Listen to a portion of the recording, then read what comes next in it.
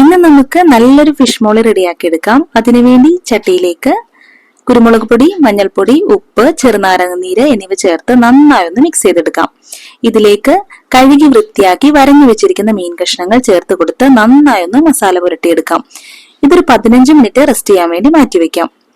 15 minute ആകുമ്പോൾ ഒരു പാനിലേക്ക് വെളിച്ചെണ്ണ ഒഴിച്ച് ഇതൊന്ന് ഫ്രൈ ചെയ്ത് എടുക്കാം. ഒന്ന് തിരിച്ചു മറിച്ചിട്ട് ഒന്ന് ഫ്രൈ ചെയ്ത് മാറ്റിവെക്കാം. ഇനി ഇതേ വെളിച്ചെണ്ണ തന്നെ ഒരു ഉരുളിയിലേക്ക് ഒഴിച്ചു കൊടുക്കാം. ഇതിലേക്ക് പട്ട, ഗ്രാമ്പു, ഏലക്ക എന്നിവ ചേർത്ത് കൊടുക്കാം. ഇഞ്ചി, വെളുത്തുള്ളി കൊത്തിയരിഞ്ഞത്, പച്ചമുളക് കട്ട് ചെയ്തത്, സവാള കൊത്തിയരിഞ്ഞത് എന്നിവ ചേർത്ത് കൊടുക്കാം. ഇതിലേക്ക് കറിവേപ്പില കൂടി ചേർത്ത് നന്നായി ഒന്ന് വഴറ്റിയെടുക്കാം.